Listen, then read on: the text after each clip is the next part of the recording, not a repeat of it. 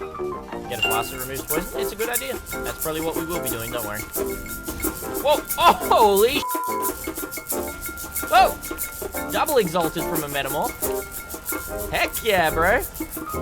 Woo!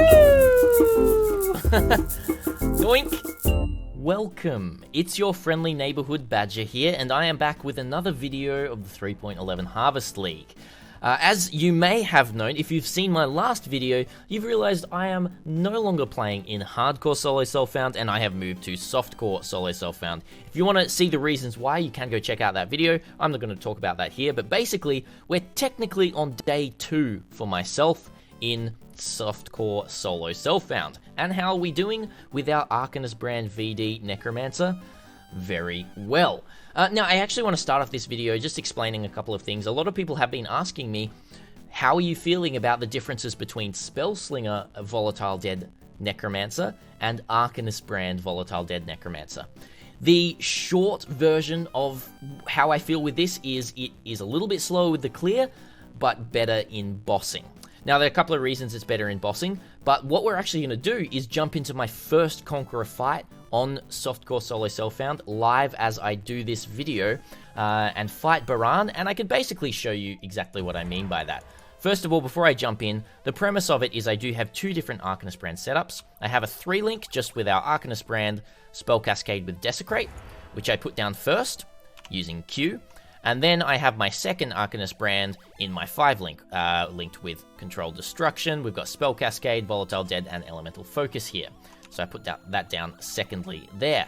Both of those attached to the boss itself, and then they start casting in unison, stacking my cast speed up and doing heaps of damage.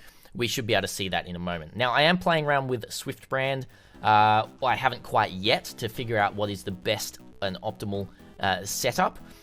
Obviously, Swift brand is going to be more damage, but it's going to mean that I'm casting my brands more, basically. Let's just jump into the fight. Let's give it a go. Hopefully, it doesn't go too poorly. I've pretty much just set up the portal right next to this area here. We're going to jump in. We're going to do the fight. And basically, you can see that instead of with Spellslinger, you're not just running around firing your things as much as you can. You basically put your brands down, use your Wave of Conviction, and then run around until the brands go off. So, I'm going to put the brands, Wave of Conviction, and, well, we're lagging a bit, but basically you can just see it starting to just deal damage just like that. So in a full cast there, that is half of his health, just with brand, and we go for it. So then we start again, if my mana is going to come back up. There we go. And we, that's the one thing I was going to actually say. You do have to make sure that you place your brands properly. If you accidentally put 2 of the same brand on the monster, it is going to be a little bit difficult because they stack together. So, let me just get that going again there, and that should start to just kill the rest of him there. So it was a little bit slow there, just because I was trying to talk and demonstrate as I was doing it, but that's pretty much how the build goes. So, on some very, very terrible gear, pretty terrible wand, and the rest of the gear on a 5-link there, we can basically just do 2 stacks of our Arcanist brands and kill a round 1 Conqueror, which is pretty great.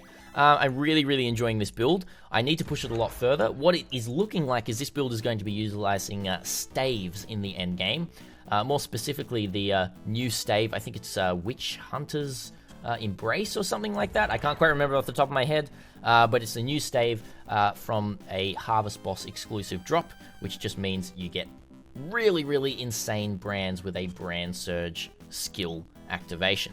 So I'm going to be trying to farm that in softcore solo self-found, but I can also use something like a Martyr of Innocence just for some really, really high flat fire damage to spells and some other things like that. That's pretty much it for this build guide. I am just going to put the paste bin down below of what I have right now in this character. You can have a look. It's nothing special. It's really, really bad at this point, basically, is all I'll say. So there's only up from here. Thank you so much for watching, guys, and until next time, Badger out.